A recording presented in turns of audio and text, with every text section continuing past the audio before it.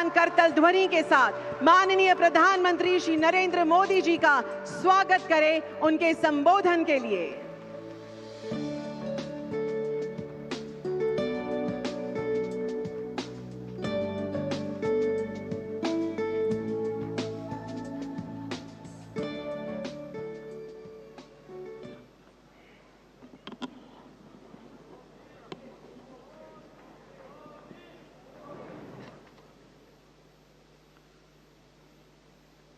કેમ છો?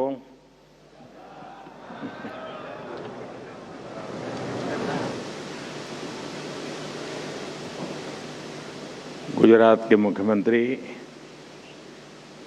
श्रीमान भूपेंद्र भाई पटेल, उप मुख्यमंत्री हर्ष संघवी,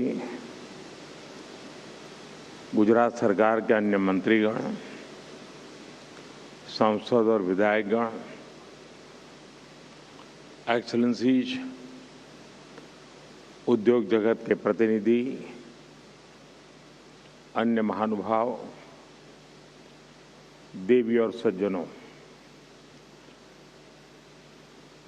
2026 के आरंभ के बाद ये मेरा गुजरात का पहला दौरा है।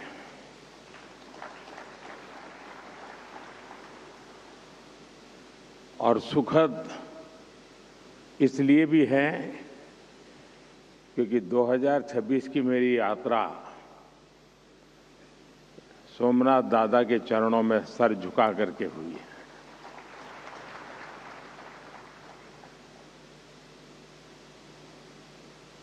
और अब मैं राजकोट में इस शानदार कार्यक्रम में हिस्सा ले रहा हूं।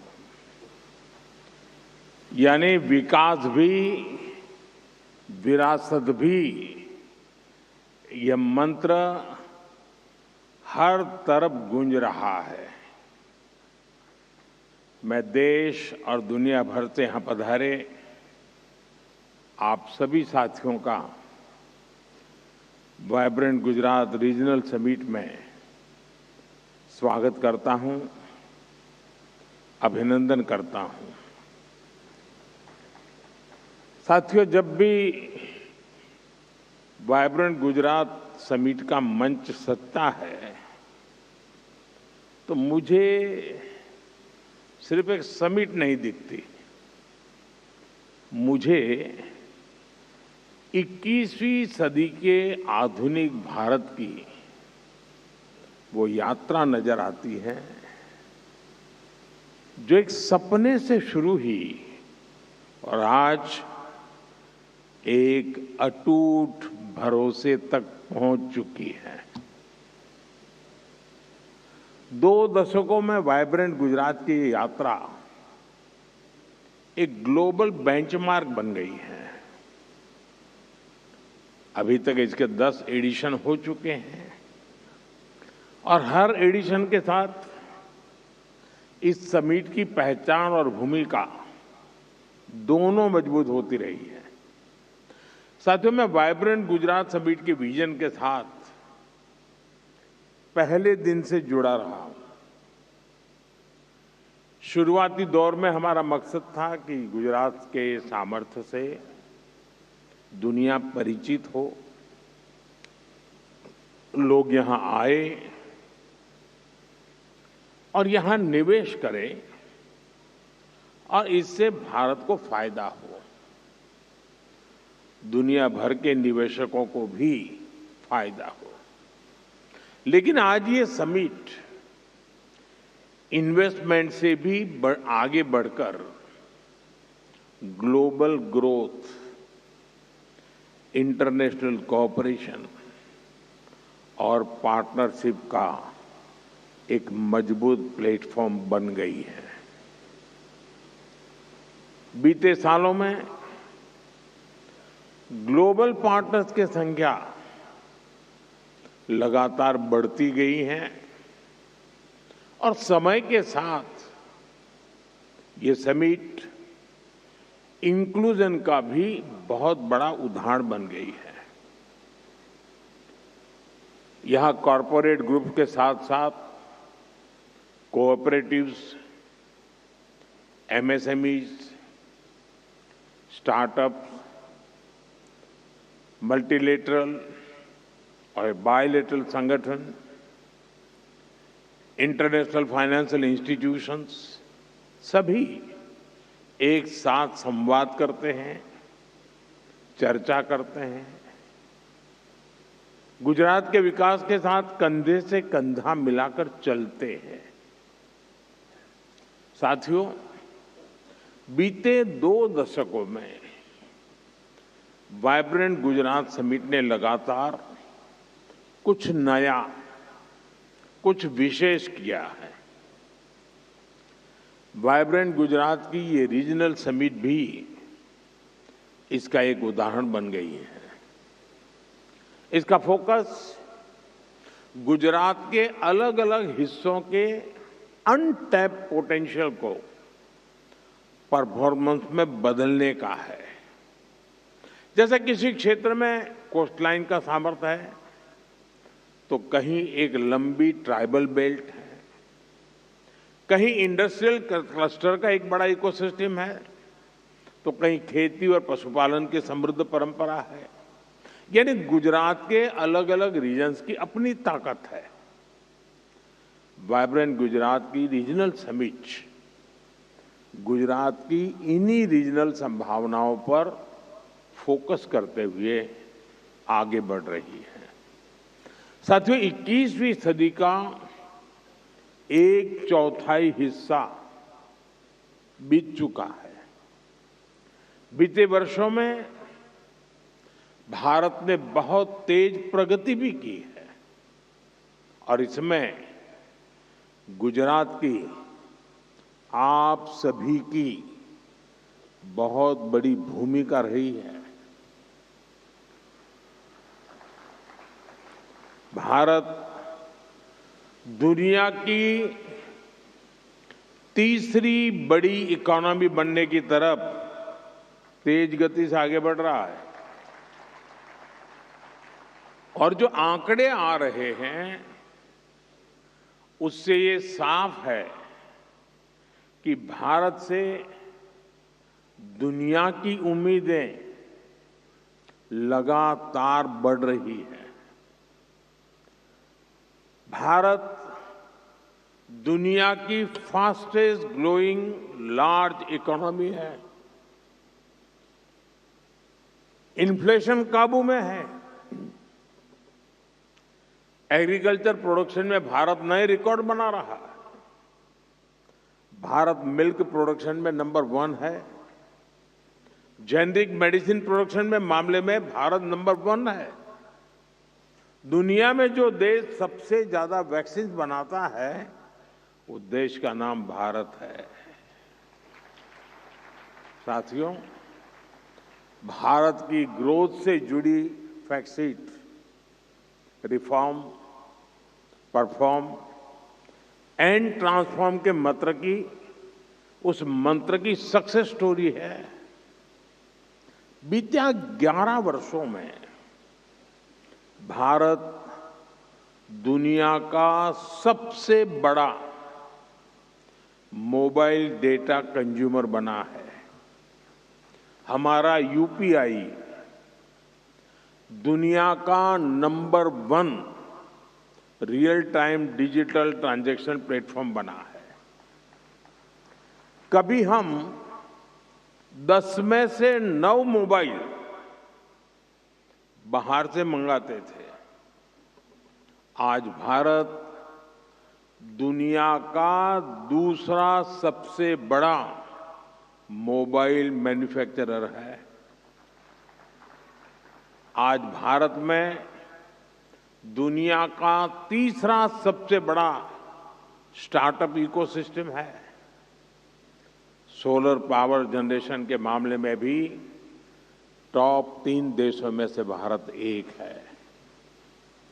हम तीसरे बड़े एविएशन मार्केट है और मेट्रो के मामले में भी हम दुनिया में टॉप 3 नेटवर्क में शामिल हो गए हैं। साथियों, आज हर ग्लोबल एक्सपर्ट, ग्लोबल संस्थाएं भारत को लेकर बुलिश है। आईएमएफ भारत को ग्लोबल ग्रोथ का इंजन बताता है। एसएनपी 18 इयर्स के बाद भारत की रेटिंग अपग्रेड करती है। फिच रेटिंग्स भारत की मैक्रो स्टेबिलिटी और फिस्कल क्रेडिबिलिटी इसकी प्रशंसा करती है। भारत पर दुनिया का ये भरोसा इसलिए है क्योंकि ग्रेट ग्लोबल अनसर्टेनिटी के बीच भारत में हम एक अभूतपूर्व सर्टेनिटी का दौर देख रहे हैं। आज भारत में पॉलिटिकल स्टेबिलिटी है, पॉलिसी में कंटिन्यूटी है, भारत में न्यू मिडिल क्लास का दायरा बढ़ रहा है, उनकी परचेजिंग पावर बढ़ रही है और इन फैक्टर्स ने भारत को असीम संभावनाओं का देश बना दिया है। मैंने लाल किले से कहा था, यही समय है, सही समय है। देश और दुनिया के हर निवेशक के पास इन संभावनाओं का लाभ उठाने का यही समय है, सही समय है। और वाइब्रेंट गुजरात रीजनल समिट भी आप सभी इन्वेस्टर्स को यही संदेश दे रही है। सौराष्ट्र कच्छ में निवेश का यही समय है, सही समय है।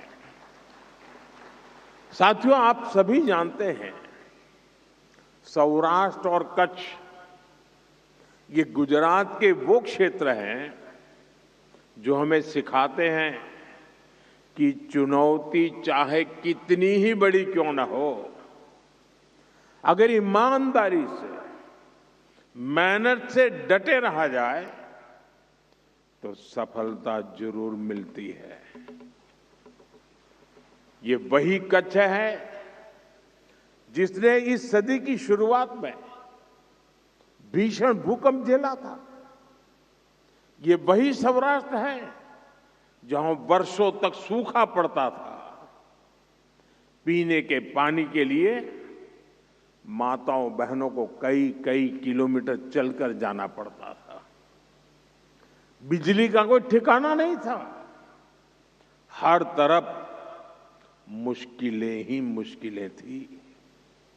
साथियों, आज जो 20-25 साल के नौजवान हैं, उन्होंने उस दौर की सिर्फ कहानियां सुनी हैं। सच्चाई ये थी कि लोग कच्छ में, सौराष्ट्र में लंबे वक्त तक रहने के लिए तैयार नहीं होते थे। उस कालखंड में लगता था कि स्थितियां कभी भी नहीं बदलेगी, लेकिन इतिहास साक्षी है, समय बदलता है और जरूर बदलता है। सौराष्ट्र कच्छ के लोगों ने अपने परिश्रम से अपना भाग्य बदल दिया है। साथियों, आज सौराष्ट्र और कच्छ सिर्फ अवसरों का ही क्षेत्र नहीं है, बल्कि एक क्षेत्र भारत की ग्रोथ का एंकर रीजन बन चुका है। ये रीजन आत्मनिर्भर भारत अभियान को गति देने वाला बहुत बड़ा सेंटर बन रहा है। भारत को ग्लोबल मैन्युफैक्चरिंग हब बनाने में सौराष्ट्र और कच्छ की बहुत बड़ी भूमिका है और ये भूमिका मार्केट ड्रिवन है और यही बात इन्वेस्टर्स के लिए सबसे बड़ा भरोसा बनती है। यही राजकोट में ही 2.5 लाख से अधिक एमएसएमईज हैं। यहां अलग अलग इंडस्ट्रियल क्लस्टर्स में स्क्रू ड्राइवर से लेकर auto parts, machine tools, luxury car के लाइनर्स, एरोप्लेन, फाइटर प्लेन और रॉकेट तक के पार्ट्स ये हमारे राजकोट में बनते हैं। यानी यह रीजन लो कॉस्ट मैन्युफैक्चरिंग से लेकर high precision, high technology manufacturing तक पूरी वैल्यू चेन को सपोर्ट करता है। और यहां का ज्वेलरी उद्योग तो अपने आप में विश्व प्रसिद्ध है। यह सेक्टर स्केल, स्किल और ग्लोबल लिंकेज तीनों का उदाहरण है। साथियों, अलंग दुनिया का सबसे बड़ा शिप ब्रेकिंग यार्ड है। दुनिया के 1/3 शिप्स यहीं पर रिसाइकल होते हैं। यह सर्कुलर इकोनॉमी में भारत की लीडरशिप का भी प्रमाण है।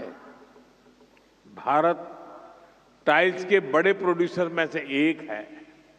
इसमें भी मोरबी जिले का योगदान बहुत बड़ा है। यहां मैन्युफैक्चरिंग कॉस्ट कॉम्पिटिटिव भी है और ये ग्लोबली बेंचमार्क भी है। और मुझे याद है, सौराष्ट्र के अखबार के लोग यहाँ मौजूद होंगे और मेरे बाल नोच लेते थे।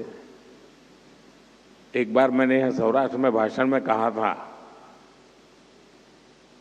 मैं એમ કહેલું કે હું જોઈ શકું છું કે એક સમય એવો આવશે કે મોરબી, જામનગર અને રાજકોટ આ ત્રિકોણ મિની જાપાન બનશે। ત્યારે મારી બહુ મજાક ઉડાયેલી। આજે હું મારી આંખો સામે હકીકત જોઈ રહ્યો છું। हमें धोलेरा स्पेशल इन्वेस्टमेंट रीजन पर भी बहुत गर्व है। आज ये शहर मॉडर्न मैन्युफैक्चरिंग का बहुत बड़ा केंद्र बन रहा है। धोलेरा में भारत की पहली सेमीकंडक्टर फैब्रिकेशन फैसिलिटी तैयार हो रही है। ये रीजन फ्यूचर टेक्नोलॉजी के लिए अर्ली मूवर एडवांटेज दे रहा है। यानी आपका इन्वेस्टमेंट बढ़ाने के लिए इस क्षेत्र में जमीन पूरी तरह तैयार है। इंफ्रास्ट्रक्चर रेडी है, पॉलिसी प्रेडिक्टेबल है और विजन लॉन्ग टर्म है। साथियों, सौराष्ट्र और कच्छ भारत की ग्रीन ग्रोथ का, ग्रीन मोबिलिटी का और एनर्जी सिक्योरिटी का भी एक बड़ा हब बन रहा है। कच्छ में 30 गीगावाट कैपेसिटी का रिन्यूएबल एनर्जी पार्क बन रहा है। ये दुनिया का सबसे बड़ा हाइब्रिड एनर्जी पार्क होगा।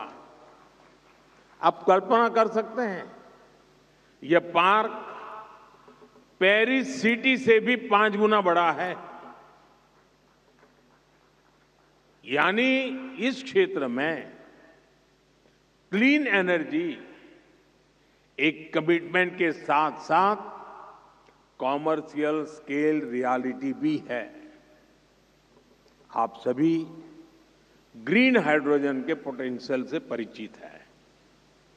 भारत में इस दिशा में अभूतपूर्व स्पीड और स्केल पर काम चल रहा है।